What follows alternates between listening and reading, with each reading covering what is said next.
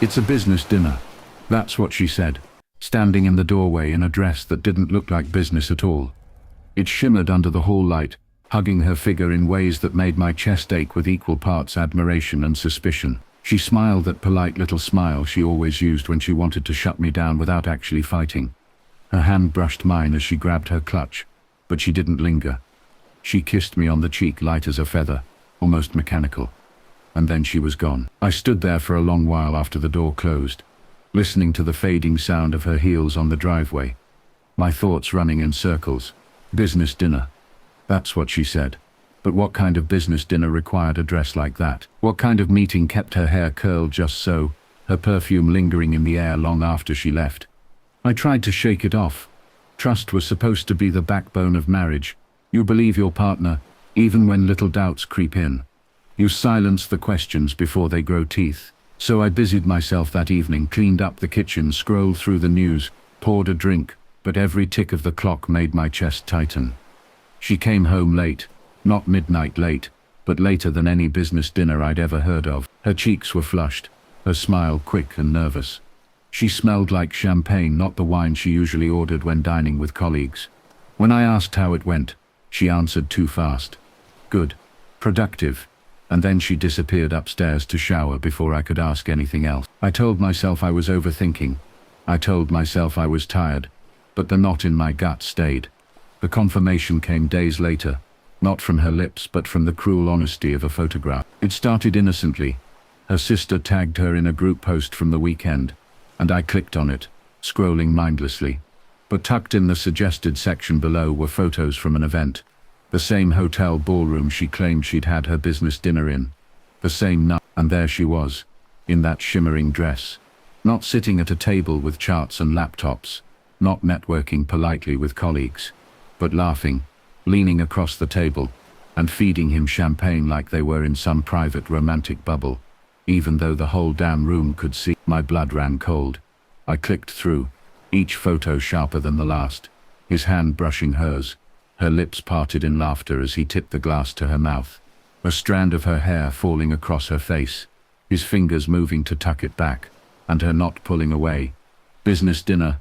No, it was a performance, a fantasy, and I was the fool she expected to buy the ticket.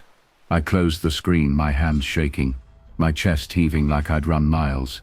I didn't know whether to scream, cry, or laugh.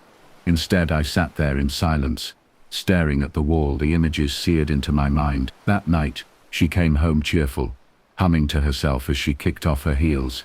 She kissed me quickly, asked if I wanted tea, and launched into some bland story about work. I sat there, nodding, the photos playing on loop in my head, wondering how she could look me in the eye with champagne still on her lips. I didn't confront her, not yet, because I knew how it would go. She'd deny. She'd laugh, roll her eyes, say it was just a silly moment, blown out of proportion. She'd cry if she had to, twist the truth until it bent back on me, make me the paranoid husband who couldn't handle his wife being friendly at a dinner. So I said nothing.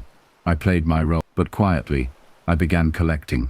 I dug deeper, checked tagged photos, scrolled through event pages, screenshotted everything.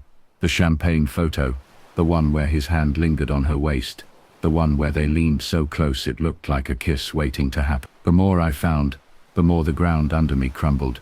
She wasn't just lying. She was rehearsing, performing, living a double life under the guise of professionalism. Because I realized something.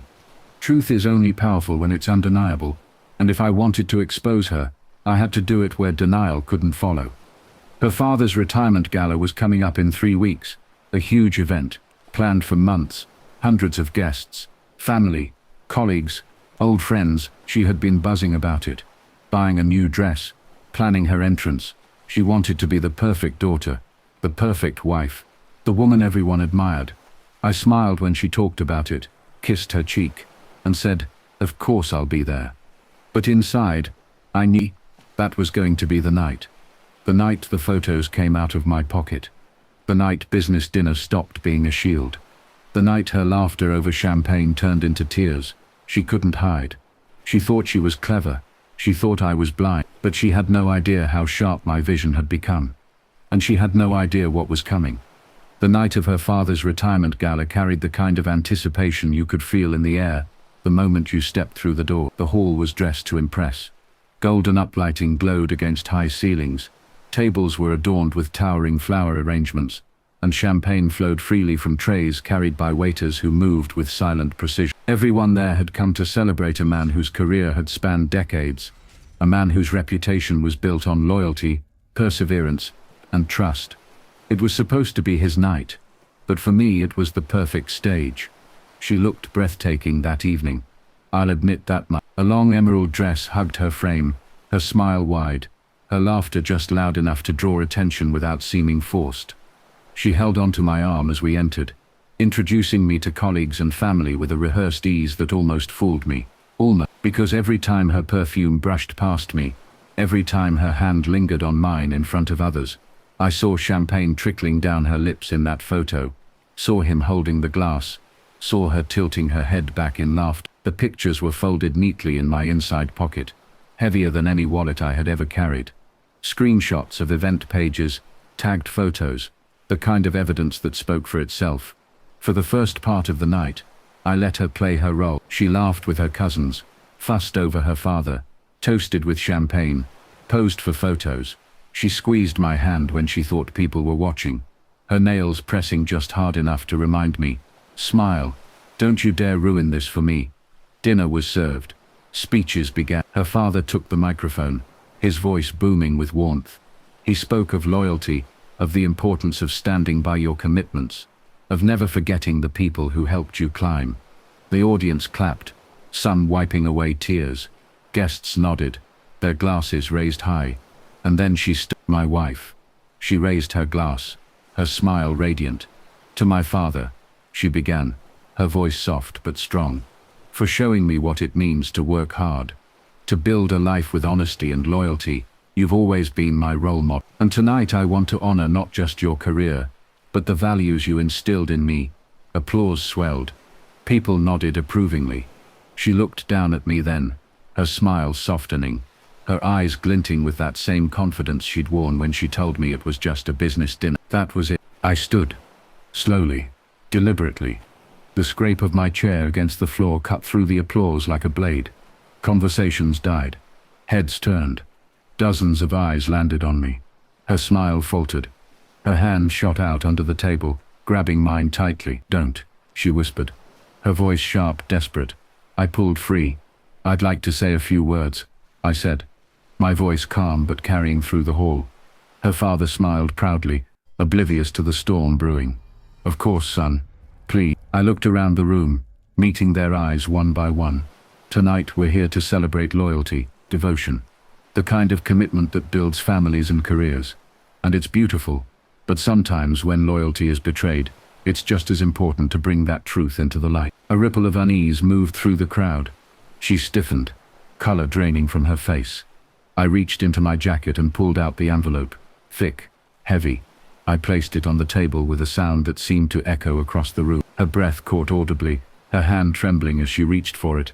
I opened it and pulled out the first photo. "This," I said, holding it high, "was taken at the dinner she told me was business.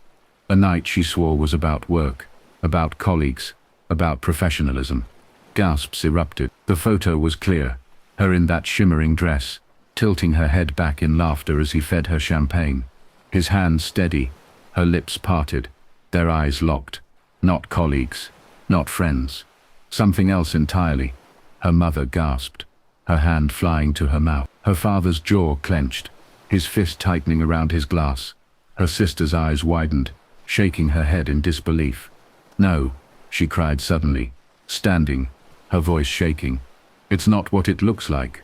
Please, please don't do this here." But I wasn't done. "This isn't just one photo," I said, pulling out another. "Here's another angle." His hand on her waist, her leaning in, smiling at him, like she used to smile at me. I laid them flat on the table, one after another, proof spread like cards in a losing hand. "She told me it was business," I said, my voice low but sharp. "But business doesn't look like this. Business doesn't involve feeding each other champagne. Business doesn't involve booking hotel rooms together afterward." Gasps turned into whispers. then into sharp murmurs. Guests leaned forward, their eyes darting between me, her and the photos. Her father slammed his fist onto the table, dishes rattling. "Is this true?" he roared, his voice trembling with fury. She sobbed, shaking her head violently. "It's not," she choked. "It was stupid.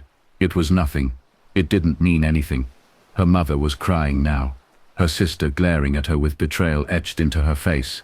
I looked at her, really looked at her, and saw the woman who had hollowed me out with lies. "You told me it was business. You looked me in the eye and promised. But business doesn't lie in your wallet. Business doesn't laugh like this. You didn't just betray me. You betrayed everyone who believed in you." She collapsed back into her chair, sobbing uncontrollably, reaching for me with shaking hands. "Please," she begged, her voice raw. "Please don't leave me like this. I'll end it. I'll fix it. I'll prove it to you. Just don't walk away." I pulled free, my voice steady, final. "You ended it the moment you raised that glass to your lips. You ended it the moment you decided lies were easier than truth." I straightened my jacket, set down my glass, and walked toward the door.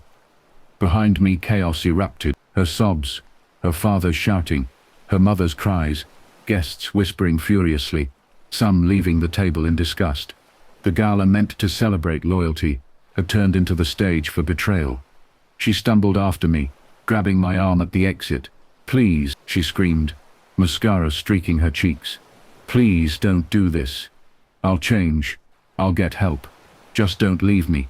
I looked down at her, my voice quiet but cutting. "You already left me. You just didn't bother to tell me." And then I walked out into the night. The cool air hit me like a baptism, sharp and clean. For the first time in months I felt lighter. The fallout was brutal. Her father refused to speak to her. Her mother avoided her calls. Her sister accused her of ruining their family's name on the most important night of their father's life. Friends, she thought would defend her, stayed silent. And him, the man she thought was worth it, vanished the moment the photos spread, leaving her alone. She called me for weeks, her messages swinging from rage to desperation. "You ruined me one day. Please, I love you. Come back." The next. I never answered. I filed for separation. My lawyer looked at the folder of evidence and nodded grimly. "This," he said, tapping the photos, "is more than enough." And me? I walked away scarred. Yes, changed forever. Yes, but free. Sometimes I still hear her voice in my head. It's a business dinner, but then I see the photo of her tilting her head back, champagne glistening on her lips, his hands steady, and I realize she wasn't feeding him champagne. She was feeding me love, and that was the night she drank her last toast with me.